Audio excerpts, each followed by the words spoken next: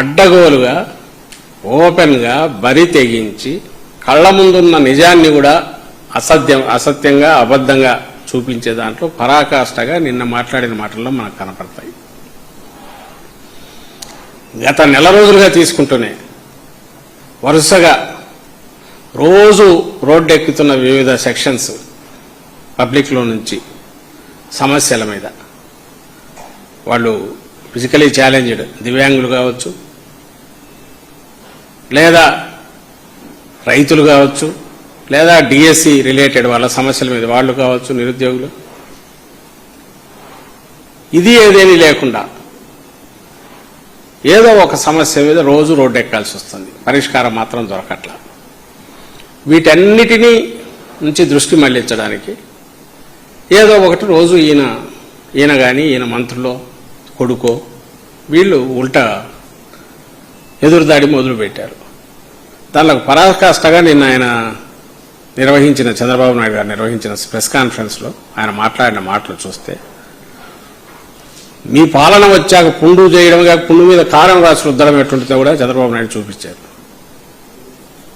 Diversion అనేది ఏ లెవెల్కు పోతోందంటే సమస్యల మీద గొంతెత్తితే మీరంతా ఫేక్ ప్రచారం చేస్తున్నారు, సోషల్ మీడియా అడ్డం పెట్టుకో. సోషల్ మీడియా అనే దానికి తనే మొత్తం సోషల్ మీడియాని యాంటీ సోషల్ మీడియా కింద, ఒక ఆర్గనైజ్డ్ యాంటీ సోషల్ మీడియా కింద తయారు చేయగలిగిన చంద్రబాబు నాయుడు ఆయన కొడుకు ఈరోజు నిజాలను వెలికి తీసో లేకుంటే వాస్తవాలు ఇస్తున్నాయని చూపే ప్రయత్నము ఎవరు చేసినా వాటి మీద ఉక్కుపాదం మోపి ఏ రకంగా మిమ్మల్ని ఇచ్చేస్తాననేది ఓపెన్గా చెప్పి బెదిరిస్తున్నాడు. ఇది రియల్ టైం జరుగుతుండగా సంవత్సరం క్రితం అయితే మర్చిపోతారనుకోవచ్చు. నిన్న మాట్లాడే మాటల్లో రైతులకు సంబంధించి ఆయన అన్నది, ఆ తర్వాత యాక్చువల్ వాస్తవాలు అనేవి కూడా చూపిస్తా. ఒకసారి చూడండి, చంద్రబాబు నాయుడు మాట్లాడుతున్నారు.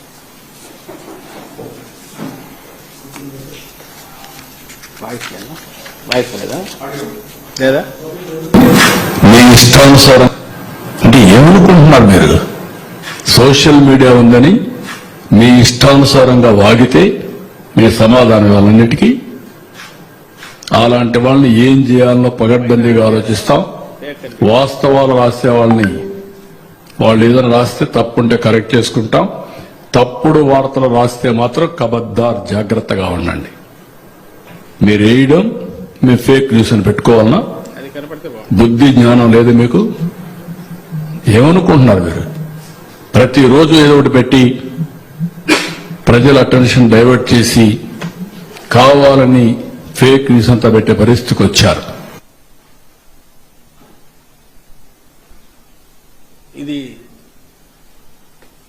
ఇది దేని గురించి ఆయన మాట్లాడాడు అంటే యూరియాకు సంబంధించిన ఆ ఫోటో ఉందా, యూరియాకు సంబంధించి రైతుల కష్టాలు అనేది వచ్చింది. దాని మీద యాక్చువల్ అయితే ఐ థింక్ ఫేక్ అని పెట్టాడు.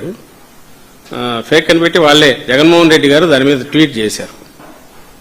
జగన్మోహన్ రెడ్డి గారు ట్వీట్ చేస్తే అది ఏమనుకుంటున్నారు మీరు? ఇది ఆ పైన అంతా దానికి ఫేక్ అని పెట్టారు. జగన్మోహన్ రెడ్డి గారి ట్వీట్ మీద ఫేక్ అని పెట్టి